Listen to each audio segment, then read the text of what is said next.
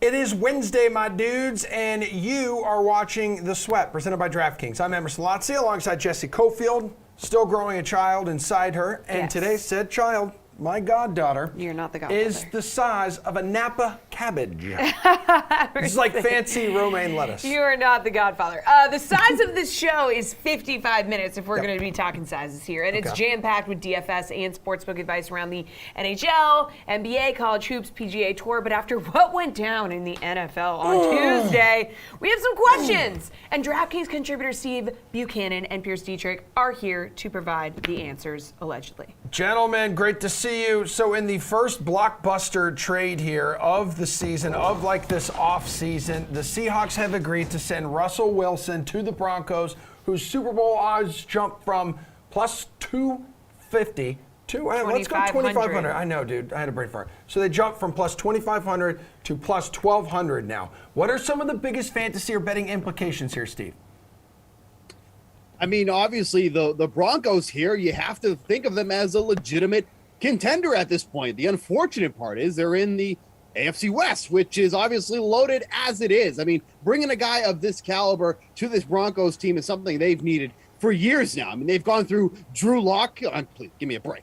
Teddy Bridgewater, okay, he's accurate, but he's not going to win you a Super Bowl. Now they bring in a Super Bowl caliber type quarterback, and this is just a massive boost for all the receivers on this team. Cortland Sutton, Tim Patrick, Jerry Jeudy, and they're going to play to Russell Wilson's strengths, which is throwing downfield, going downfield. You weren't getting that with the past quarterback, so this is just a huge bump for the Broncos all around. It's a necessary move. You know, they didn't get their Aaron Rodgers. They got Russell Wilson. I think that's a pretty good consolation prize. Okay, Pierce, how you feel about this one, man? Anything stand out to you in terms of fantasy impact or betting impact? Yeah, it is a boost to the wide receivers, but my concern is that one of the reasons why the wide receivers didn't perform very well, or the offense didn't perform very well last season, was the offensive line was terrible. Russell Wilson struggled in Seattle because he didn't have an offensive line. Well, guess what? Now you get to not have an offensive line again. Bridgewater dealt with a 30% pressure rate, one of the worst in the league. If they don't fix that, they're going to have some serious problems. The wide receivers have got to stay healthy. They're going to lose Melvin Gordon probably through free agency. Maybe Williams can carry the load on his own, but usually we don't see modern NFL teams go with one running back, and if he gets injured, which he dealt with injuries last season, then they're absolutely toast. They got to fix the offensive line. That's what I want to see. All right, so Pierce, you are still not a fan of Russell Wilson. Yes. No, I'm not. He's old. He's aged. He's an athletic quarterback. That's not athletic anymore. Here we go. Steven, go ahead. You got an answer to that?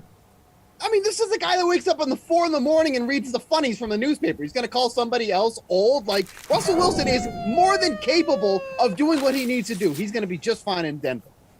All right, I can't wait for the CR Russell Wilson Cowboy-themed photo shoot. Overall, though, how do you feel about the AFC West now? So we got Wilson, we got Carr, Mahomes, and Herbert. The AFC West could be the toughest division moving forward, but like, how much do you like Denver's chances to overtake Kansas City, Pierce? Because the Chiefs are still the favorites at plus 120. Broncos up from plus 500 to plus 250. Chiefs have been AFC West champs since the 2015 season. So, like, any chance of dethroning them here? Probably not. It is a good division on paper, but that's just on paper. The Chargers were amazing on paper last season, and how did that work out for them? They're not very consistent. You hate the Chargers, too. They should improve this season. If the Raiders want to go out there and get Tyler Lockett, then they're going to be contenders. I don't really see the Broncos jumping over. They got to fix the offensive line. Now, some of those issues were just injury-related, so if they get healthy, they're going to be better, but this is not a proven offensive line. Even when healthy, it's just a potentially good offensive line. If that gets better or they improve through free agency or trades, that might work. Another issue is the defense, which we haven't even talked about. We're talking about formerly a Vic Fangio defense that had specific personnel in place. Are those guys going to work well in the new defense? There's a lot of questions in Denver. I don't know if they're better than the fourth-place team in this division. Wow. Strong words. Steve, how do you feel about it? Oh, Pierce is just, he's angry. Like, maybe he's angry. Yeah. He had a bad weekend for NASCAR or something. I don't know. He's just coming to the, Wednesday feeling all angry. I mean, how does it feel to be the Raiders at this point? You see, this division is getting younger, not with Wilson, but, with Mahomes, with Herbert. All these teams are improving, and then you're just the Raiders. You got a fancy new stadium, doesn't take cash, all digital currency. That's the only thing they have going for them at this point.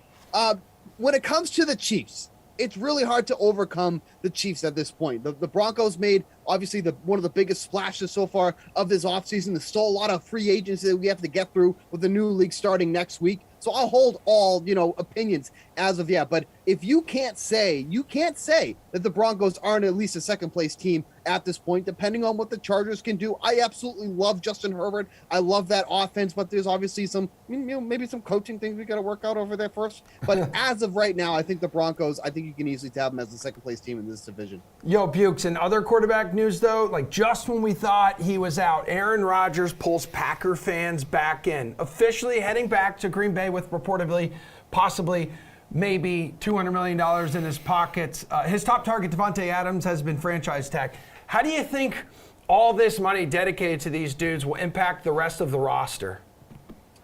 It's just insane. And you go back to the Jordan Love pick from a couple of years ago. It's like, I don't get it. Like, what was the point at that point? Like, I know that obviously things can change and things can shift on how you're running your franchise, but you look at that draft now, and what did they need the most? They needed a wide receiver.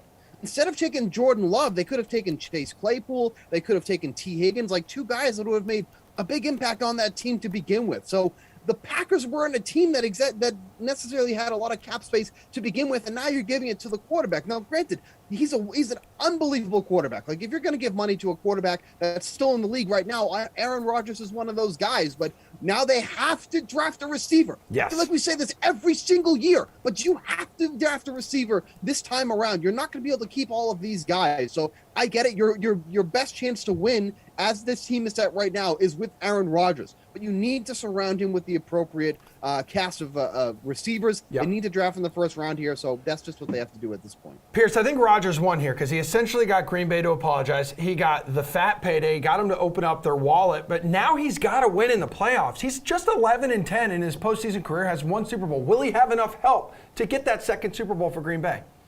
Well, he hasn't quite won yet. He still needs a receiver, as Steve mentioned, but there's a way to get one by not drafting.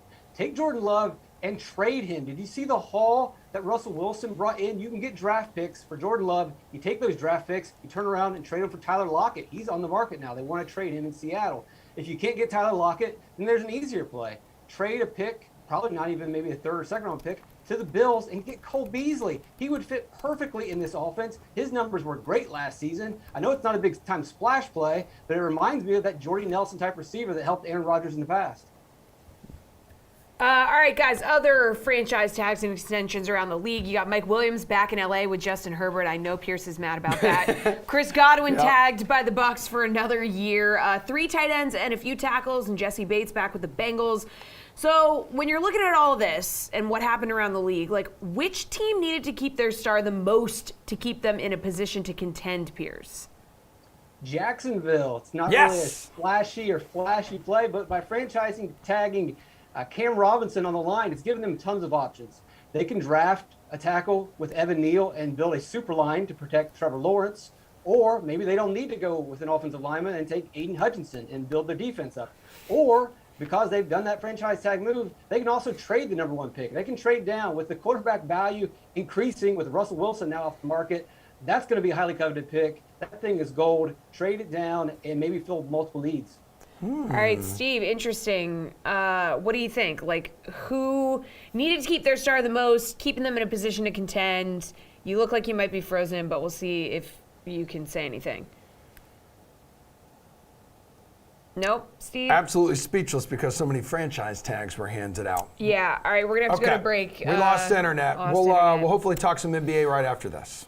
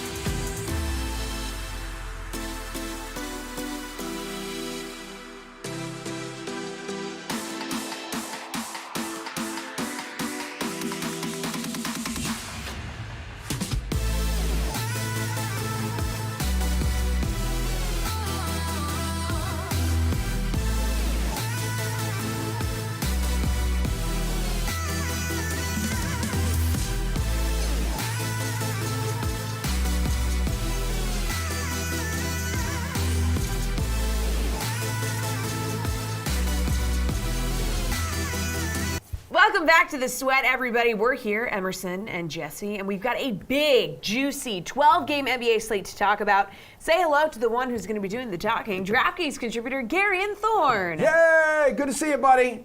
So like Jesse said, we got a dozen games on this slate. Let's make sense of it by playing some NBA building blocks. Gary, looking at this guard position, who would you build around here?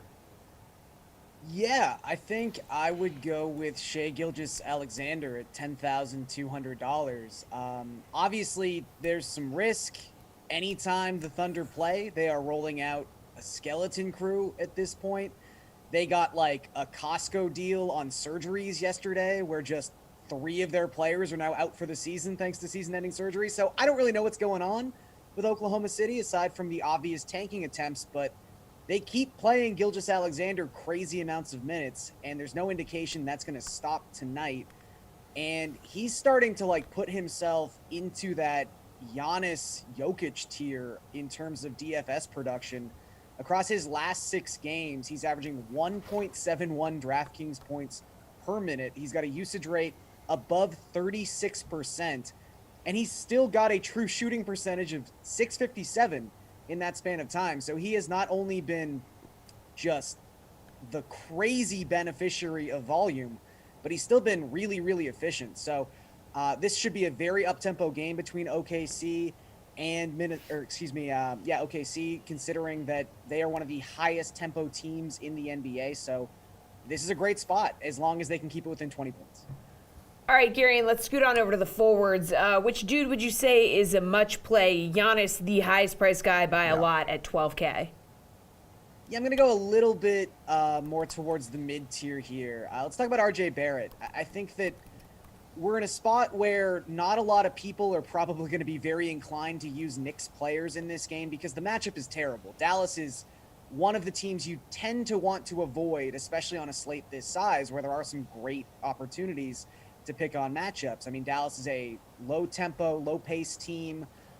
They have one of the best defensive ratings in the NBA, but we've gotten to a point with the Knicks where they've only got like 7 healthy bodies, or at least 7 guys that Tibbs actually trusts, and that's led to RJ Barrett just playing some crazy minute totals in recent games. Across his last 6 starts, he's averaging 38.2 minutes per game. That is the 4th highest minutes per game average in the NBA within that span of time. And he's actually surpassed Julius Randle in terms of usage rate in that 6-game sample. He is kind of the number 1 option for the Knicks right now with a usage rate hovering around 33%. In that 6-game span, the only bad game he had was against the Phoenix Suns, where he still played 44 minutes and took 26 field goal attempts. So process over results, I just think right now Barrett at $8,200, even in a bad matchup, is just getting too much volume to ignore here. Yeah, All right, dude. He's scored at least 20 points in 6 straight games, and he had 48 fantasy points his last time out. So. That's true. That is actually true. Mm-hmm. You know who scores a lot of points like every time he's out? Who? Nikola Jokic, and he's one of the big beefy centers on this slate tonight. Who's the dude you're going to build around? He is, the Joker's the most expensive. Yeah, so putting aside the fact that, Nikola Jokic is viable anytime he's on any slate. I think we've talked about that probably enough. I think people understand you can always play Jokic. So maybe a bit of a more interesting play or a name that people haven't thought about in a long time. Marvin Bagley, who was traded to the Pistons. The Kings finally gave up on this guy who was the former 2nd overall pick in the NBA draft. The Pistons got some bad news yesterday. Isaiah Stewart is going to be out for at least a week with a deep knee bruise. He could be out longer than that. And it seems like Bagley is going to be the guy who steps in. I don't know if he's going to start at center tonight for the Pistons, but he's going to get some huge minutes. In their game against Atlanta on Monday, the game where Stewart was actually injured, he was only able to play 9 minutes, and that resulted in Bagley logging 36.2 minutes and scoring over 40 DraftKings points in that contest. It feels like the only reason the Pistons would trade for Marvin Bagley is so they can give him sort of like an extended audition and see what they have in this guy, see if there's actually anything left in the tank for someone who used to be so highly regarded. So at this point in the season, I feel like it's in their best interest to just give him as much of an opportunity as they can. This seems like a spot where he's going to get a lot of that opportunity. And also Chicago is just a team that does not defend well. So I think for Bagley, who is averaging over a DraftKings point per minute played since the trade to Detroit, he could be looking at well over 30 minutes tonight, which means he's probably going to pretty easily pay off this price tag. Interesting. I'm here on TK Nation. I come across an article that you have written, Top DraftKings NBA DFS Bargain Plays for March 9th. And lo and behold, look at the sweet chinchilla who is here on the screen. That is your man. That is your man, Marvin. Bagley. I get to pick the pictures too, so Wow. That's a good pick. came together that way. Yeah. That's a really good pick. That's definitely his good side. Well, it is an article about value plays, and now I'm wondering, could you even take the route of starting with a value play and like building around it, Gary? And you have a couple other guys on here. Let's segue. Malik Beasley, Taylor Horton-Tucker. Are any of these guys going to be your choice? Yeah, so Beasley and Horton Tucker, I do really like them. Obviously, I wrote them up. There's so many questionable players on this slate. I think right now, I can say confidently there are like 15 questionable designations that you're going to have to pay attention to as we get closer and closer to tip-off. 6 of those on the Timberwolves. 6, rotation players. So someone like Beasley could end up having a massive role tonight. If Anthony Edwards, if D'Angelo Russell, if Patrick Beverley, if Jalen Noel, et cetera, et cetera, et cetera. How many of those guys are ruled out? Are they all ruled out? Like, the Timberwolves are kind of a nightmare. So I would say the Lakers with LeBron, the Timberwolves with all those guys are definitely situations to keep an eye on. One situation I didn't mention in the article, just because he's a little bit more expensive than I would write up for a typical bargains article, but he's only $5,500. Brandon Williams of the Portland Trailblazers. Rarely do we see someone's salary jump from $3,800 to $5,500 over the span of 2 days, but Williams deserves it. Anthony Simons was unable to play in the Blazers' last game, and he's questionable for tonight, but if the Blazers have proved anything the past 2 weeks, it's that they are not rushing their best players back onto the court. They are more than content to lose every game by 40 points.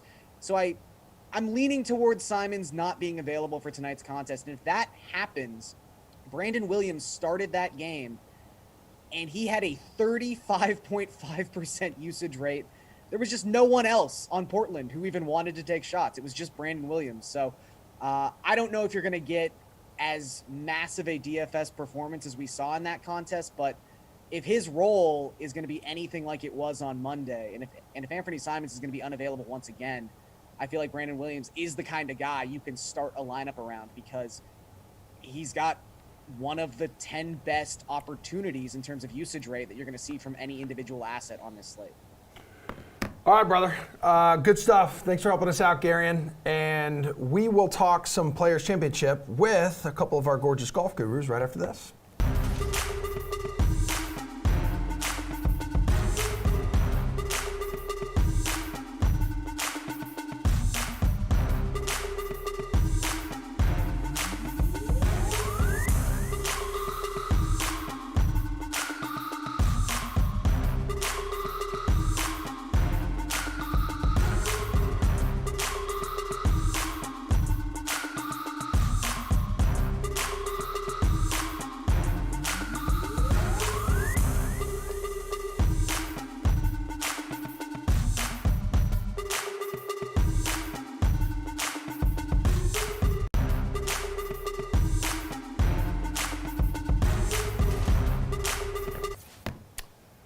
All right, guys. Big week here on the PGA Tour. The Players, that tees off tomorrow. It's going to be a nasty week there in Ponte Vedra Beach, Florida. Jeff Ulrich, Reed T. Fowler, two of the most handsome dudes in my life who know how to talk golf are here to chase or fade some of these golfers for this really amazing tournament. Yeah, should we ask, though?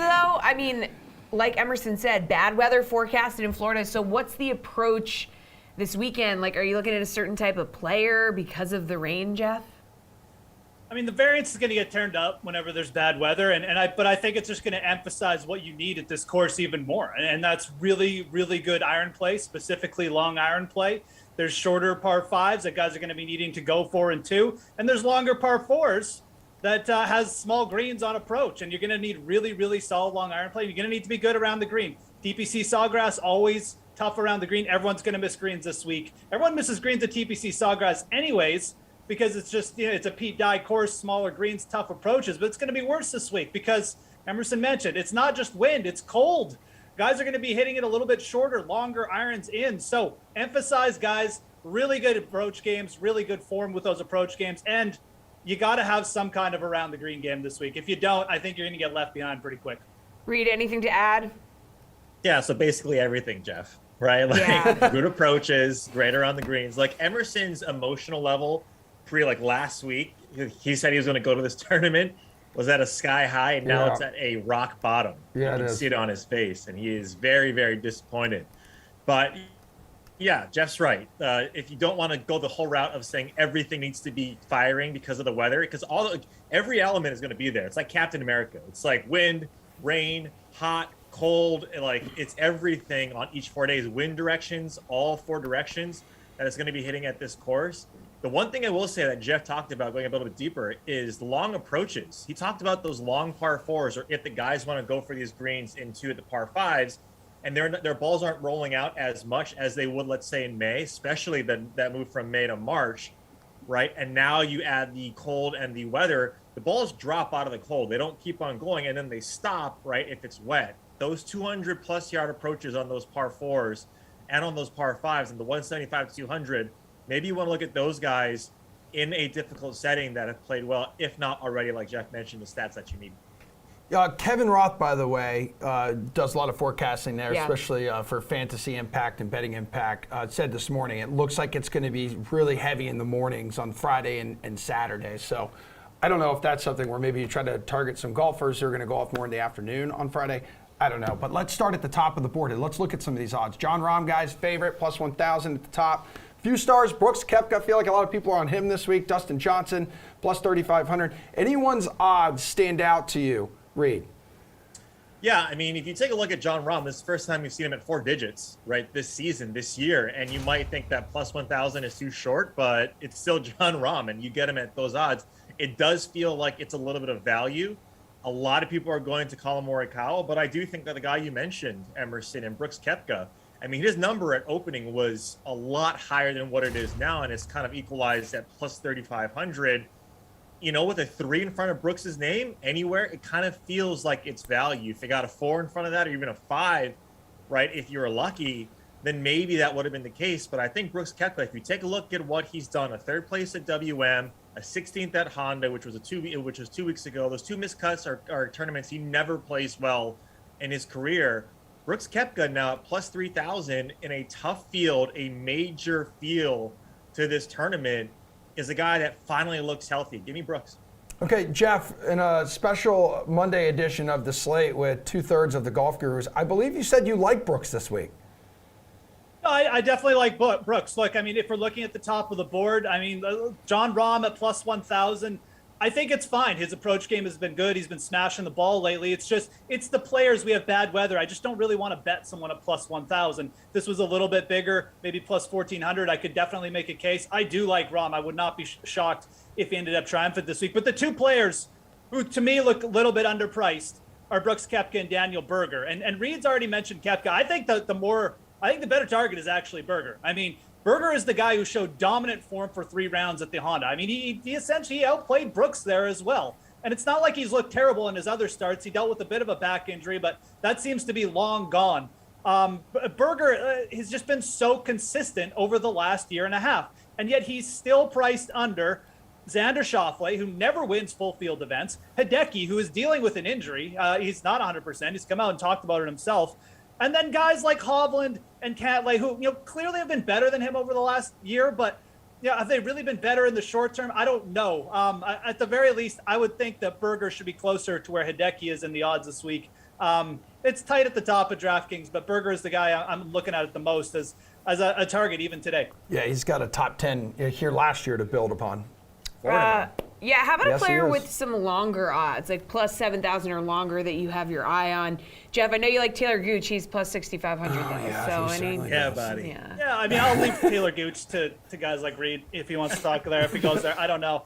I'll move over to continental Europe if that's okay. I mean, one of the first players who I looked for this week when I heard it was going to be bad weather was Alex Noren, and he's still available at plus 10,000 on the DraftKings Sportsbook. I mean, Noren is he's just kind of been grinding it out over the last year and a half. And it's a very prolific winner. He's got 10 plus wins over on the European Tour. He's won some big events over there too. The BMW PGA, the French Open. These are played at tough golf courses. A little bit similar to TPC Sawgrass, just in terms of they're very demanding. They demand, long iron approaches, good around the greens. And Alex Noren is well suited for an event like this. He really is. And if you look at what he's been doing over his last 5 events, he's had some of his best ball striking in a couple years. He's just been kind of floundering around, and now he's kind of going on an uptick here. And I just think that this event is really going to lead to a veteran, maybe not even a veteran, just a player who's good at managing the course, has that short game to save him and the putter to save him when needed. And I think Alex Noren at plus 10,000 here is just being disregarded. He's got 2 top 6 finishes in his last 5 starts. The last one came at PGA National, which is probably the best corollary course we have to TPC Sawgrass. I think he's really good value this week and in all markets. Reed, it's not crazy to be looking at golfers with these longer odds, right? I read in your article that since 2016, the average winning odds are plus 12,900. Rory McIlroy is the shortest at plus 1,400 in 2019. Siwoo Kim is the longest at plus 50,000 in 2017. Jeez. Jesse, you are glowing Oh today. my God, thank you. Yep. You're fantastic. You're the best host that we have not named Top. Emerson. No, She's top You're the 2. best host in Thank you. general. Okay. Great. But yeah, no, absolutely, right? You take a look at these odds, and we've seen deeper guys like Siwoo come out of nowhere. And look, like Jeff mentioned, Alex Noren seems to be the flavor of the week, and rightfully so, right? You kind of feel like Florida course, tough conditions, guy who plays well. I mean, he's got a top 17 or 17th and a 10th at the Players, 2 missed cuts in his last 2 events here. But you don't need a lot of successful course history here. You need some experience at this course. So I don't mind Noren. Max Homa is the guy for me at plus 8,000. If you take a look at his last 3 events, which consist of the WM, I think it was the Honda, it was Arnie's, and then the Genesis. I think he didn't play Honda. All top 17, top 20 finishes, right? So he's played well in these either strong fields or difficult courses. And I appreciate the effort. But at plus 8,000, a guy who's gained an average of 5.5 strokes ball striking over those 3 events and is solid in the putting, I'm going to lose it here. Max Homa, give me him at plus 8,000.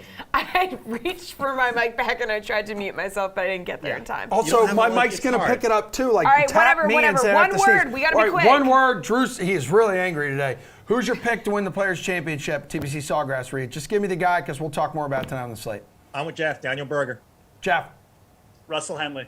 Oh, my God. All right, you'll talk more about it on the slate. We got to get to college 5 o'clock basketball, today, which Twitter, is next. YouTube, All right, and Twitch. Go to the break.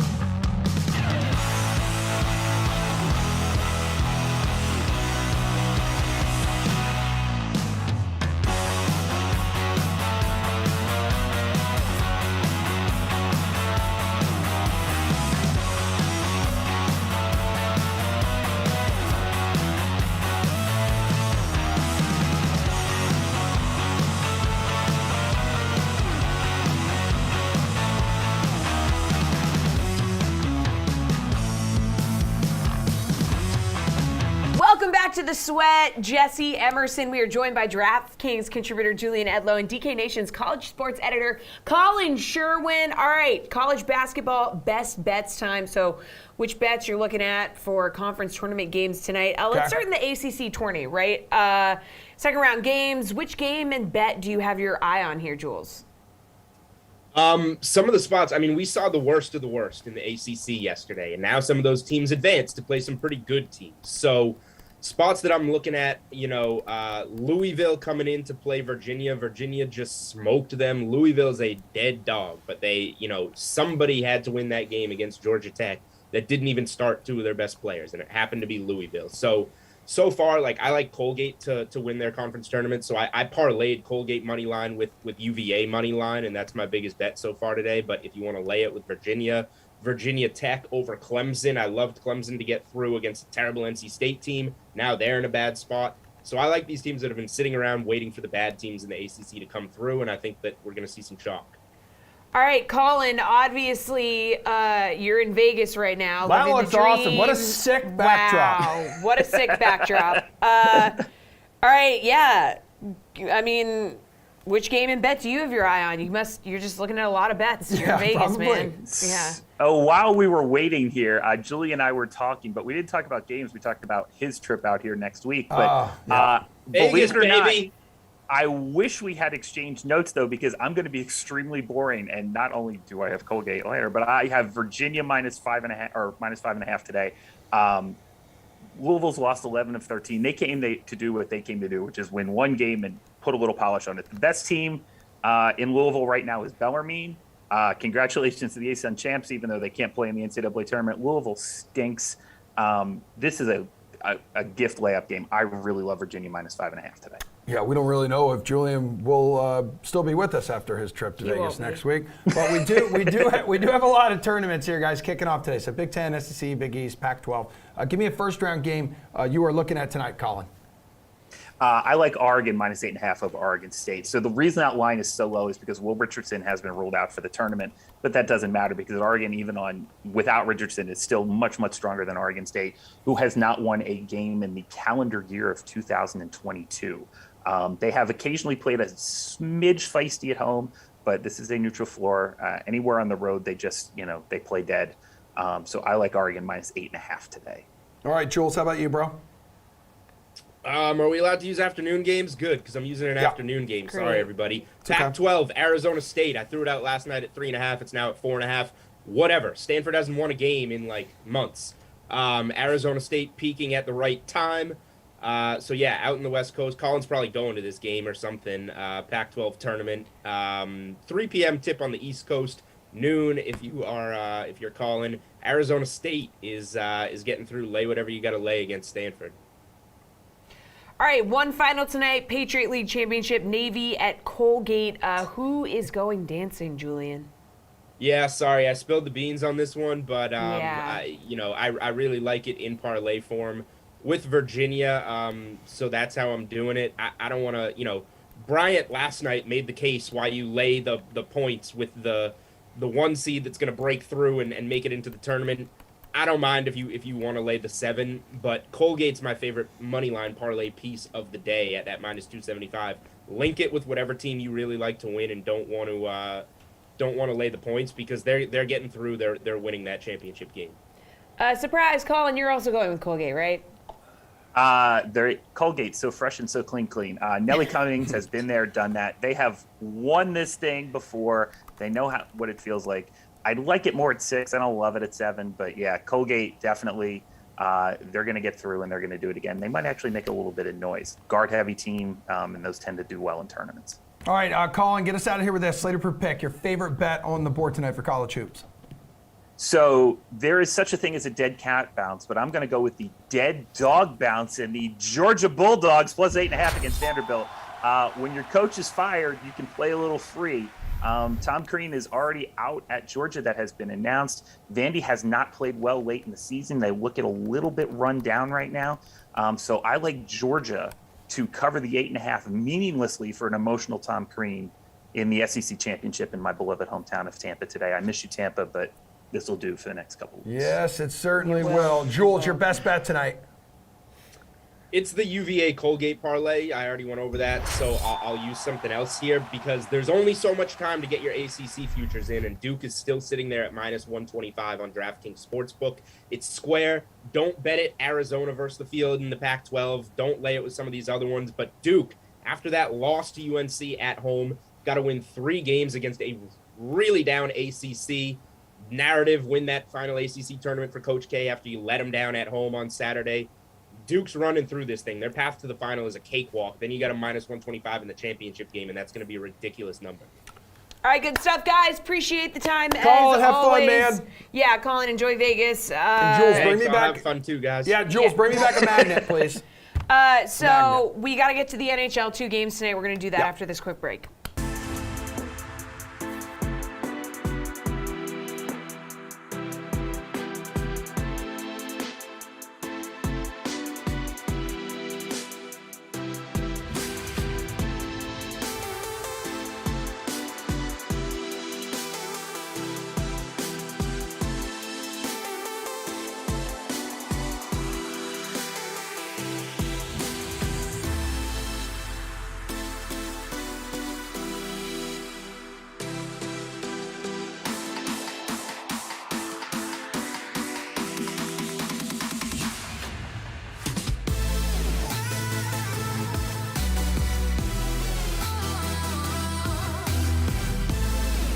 All right, we got a RotoWire duo here with us, Paul Bruno and AJ Scholes. And speaking of duos, NHL opening face-off time. Only 2 games in the NHL tonight.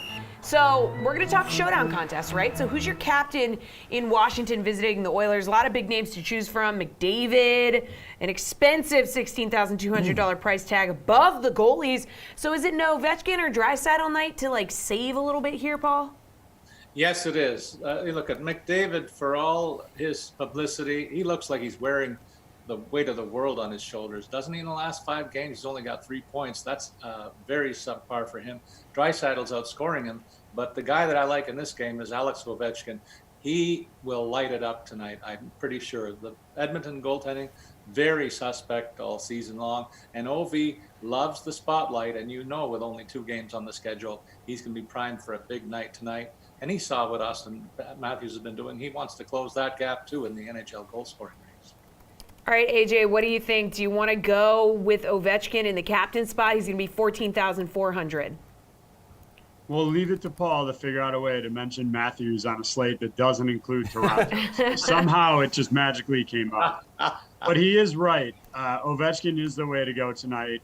It is due to the net minding problems in Edmonton, which have been long-standing issues for them. Honestly, in this one, I don't know that I touch either of the goalies when building my lineup, much less using them as captain. Vanacek has been decent of late, but even if McDavid is down a little bit, he's still getting points. Draisaitl is still there. There's plenty of offense still coming, so I would fade both of them. And a lot of that, you look at the total on the DK Sportsbook, it's sitting at 6.5 for a reason. There's going to be goals in this one. Take Ovechkin and probably avoid the netminders here. Yo, AJ, how about a captain for Montreal and Vancouver? Yeah, look, the Canucks over the last 2 weeks have had the second best offense in the NHL at 4.8 goals per game. JT Miller has led the way in shots over that stretch, but I actually prefer to save a little bit and go with Brock Besser instead here. He has been, putting plenty of shots during the last 2 weeks himself. Really, this power play in its entirety has been converting at over 38% over the last 2 weeks. I would just try and get as many shares of it as you can into your showdown lineup here.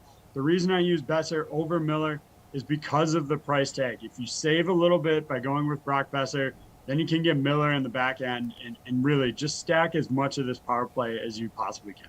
All right, Paul, what are you going to do here? What's your strategy at captain? I like where AJ's heading on this one. I'm going to take JT Miller, $15,000 the price tag. He's got 17 points, leading all the big shooters of late. And I guess we have to say something about the Montreal goaltending. It's been improved of late, but it's still not anything that I think is going to prevent the Vancouver Canucks from putting up a few goals at least tonight and winning this one going away, I'm predicting. On the other side of the coin, though, if you believe in what Montreal's doing of late, how can you avoid some talk about Cole Caulfield? He's got 13 points in his last 10 games and looks totally rejuvenated under coach Marty St. Louis. I think he's the one that's benefited the most from that relationship. So it's got to be one of those two guys to captain your squad in this game, I think. All right, over on the sports book, which bet are you looking at in the Capitals-Oilers game, Paul? I'm thinking it's a goal fest tonight, Jesse, in Edmonton, and I'm going to go to the alternate line. I love doing this for the bigger payoff. 7.5 is the line for a plus 225. I think the clubs are going to combine easily for at least 8 this evening with all the firepower on display. So look forward to that one, and we'll see how it goes. AJ, what do you think? Goal total is 6.5 in this one. Yeah, I like that call. I think you could just take the regular goal total, take the over there. You're still getting decent value on that one. I don't mind giving up that extra goal that Paul mentioned, but really, just take the Caps straight up on the money line at plus 110 here. They are coming into a back-to-back after a tough game going up against the Flames last night, but they've got 3 wins in a row here. Meanwhile, Edmonton has dropped 3 straight, including to a pair of non-playoff teams in Chicago and Montreal. So I don't really trust the Oilers in this one, mostly because of their goaltending. And so, yeah, I like the over and Caps on the money line. All right, AJ, favorite bet for Canadians and Canucks? Well, look, I mentioned how good that power play has been for Vancouver. So really, I like the idea of going player prop here, taking JT Miller, Quinn Hughes, and Brock Besser all to snag a power play point that's going to get you plus 140, plus 130, and plus 220 respectively. And if you want to get a little better odds here, I don't mind taking a sprinkle of Quinn Hughes to score a goal. Comes in at plus 390. It's not exactly what he's known for. He's more of an assist guy in that power play. But again, it's been so good. They're going up against a woefully inept defensive team. And so I'll go player props on this one all day. All right, Paul, player prop department, or you want goal total, puck line, money line? I'm going to take the under on this one, guys. I like the Canucks in this one, but I don't think that the teams are going to blow each other out of the rink. Plus 100 is the payoff there, and I think that Vancouver's goaltending goes a long way to getting us to that result. And an individual play that AJ didn't mention, I like the way Elias Pettersson is playing, so I pick him to play a strong game, continuing a streak that's seen him get 13 points in the last 10 games. Pick him to score a goal to collect on some money there too. Okay. All right, good stuff, guys. Appreciate the time. As always, one more block to go here on the Sweat. We're going to have Len Hochberg on, talk some more about the players. Good.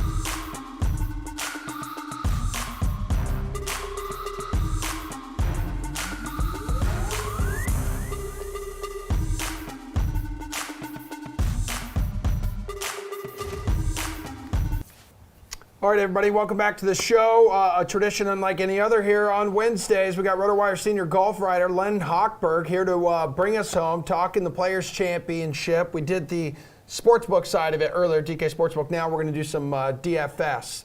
So let's talk a little bit about last week's winner, Scotty Scheffler. Only priced at $9,200. Do you consider this a steal for him this week at TPC Sawgrass? Emerson, good morning. Jesse, hello. Yeah, Scotty Scheffler is an interesting guy. Golf Twitter, the golf universe, really has not been talking a lot about Scotty Scheffler this week.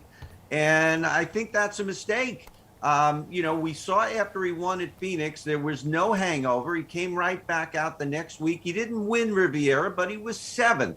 And then, of course, he won again last week at Bay Hill. So $9,200. He does not have to win.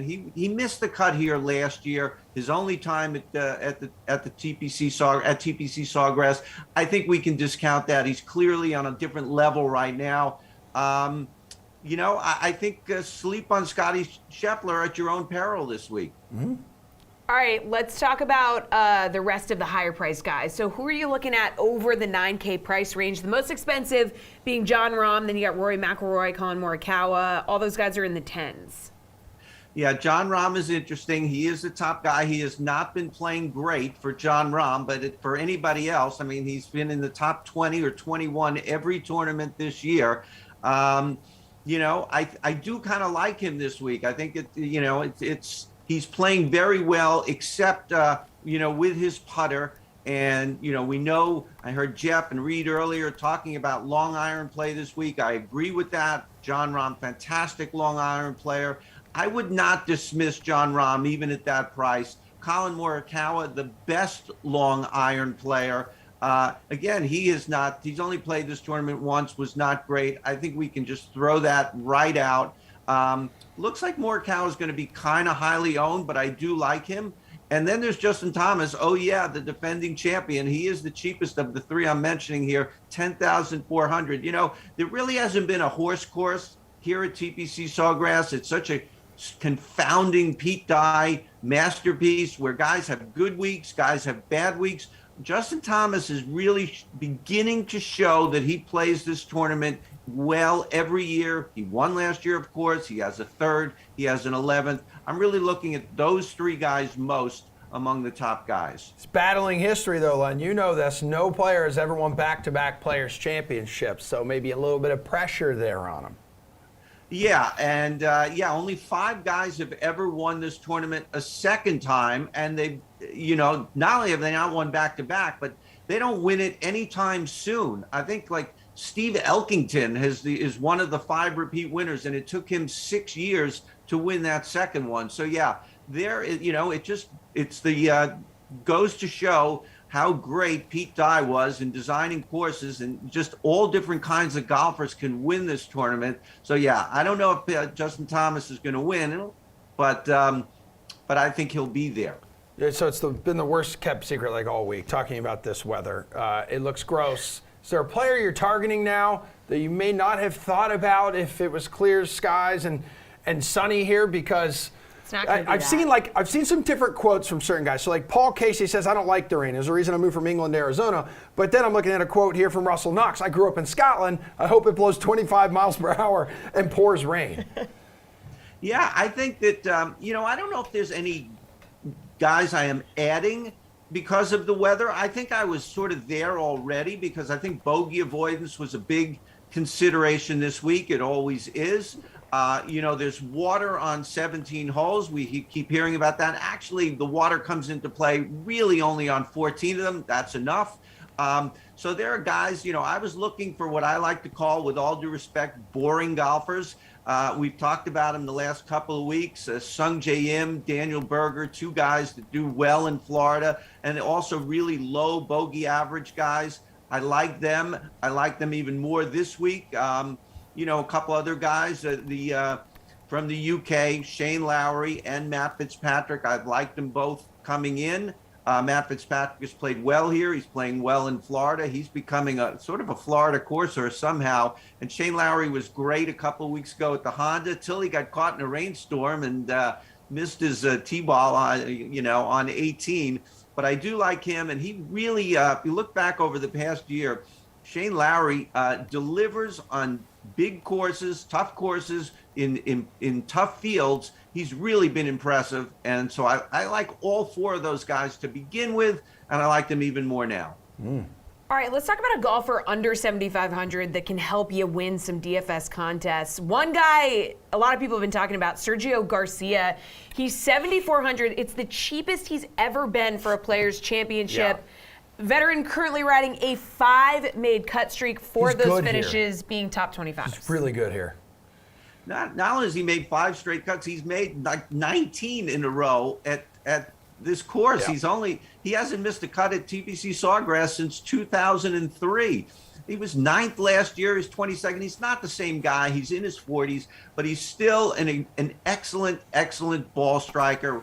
Jeff talked about it earlier. What we're looking for, great long iron play this week. I like Sergio. He's only 7,400. Of course, he's going to be very popular at that price. Just below him, Taylor Gooch might be a little bit quieter, especially if you watched last Sunday and you saw him blow up to a 43 on the front 9 at Bay Hill, shot himself out of the tournament. What I like, though, is that he shot 2 under on the back. He did not throw in the towel. He kept grinding. That was a good sign. It's just a question of how fried he is to come back 4 days later and play again. Chris Kirk at $7,000. I know I mentioned him last week and the week before. He's come back with top 10s. He's been great. Going to try and squeeze one more out of Chris Kirk this week. 12th on tour in strokes gained tee to green. I don't know where this supreme tee to green game came from. It's the best of his career. Way down at $6,500, Adam Hadwin. He is a cut maker. He's only missed 2 cuts on tour this year, both at long tracks, Torrey Pines and Riviera. Fun fact about Adam Hadwin, he is a perfect 20 for 20 at the Island Green. He's never gone in the water. He and Ches Reavie, among guys in the field, hold that record, both 20, perfect 20 for 20. I guess I am jinxing Adam Hadwin here right now. Yeah, I love that T22 finish last year. Hey. His best finish. Yeah, you nailed that. Players' Championship winner. Who is it going to be, Len? The moment of truth. Yeah, every time I have this vision in my head of Colin Morikawa winning and me not picking him, and then sort of waking up in cold sweats, like, what was I thinking? It's Colin Morikawa. How could you not be on Colin Morikawa? He's going to be a popular pick this week. He was only 41st here last year in his first trip to Sawgrass, made the cut on the number, but dig a little deeper. He was 6 under on Sunday. He's even better than he was. Somehow he's learned how to putt. He's already the best long iron player in the game. He has not had a lot of reps this year, small sample size, but he is currently tied for 4th in strokes gained putting on the tour. I mean, if the best long iron player from Long Island, wherever, is going to be a top 5 putter, then golfers would have a real reason to go to a different tour. So, and I say it, if you think Colin Morikawa is going to win, but you're going to stay away from him because he's highly owned, don't do that. Find your separation, get unique lineups with the other 5 guys. Don't shoot yourself in the foot. Don't double cross yourself. I like Colin Morikawa this week. I mean, fastest player to 2 major titles in the modern era, plus a WGC title. Like, it does feel like a Players' Championship is just a matter of time for that dude.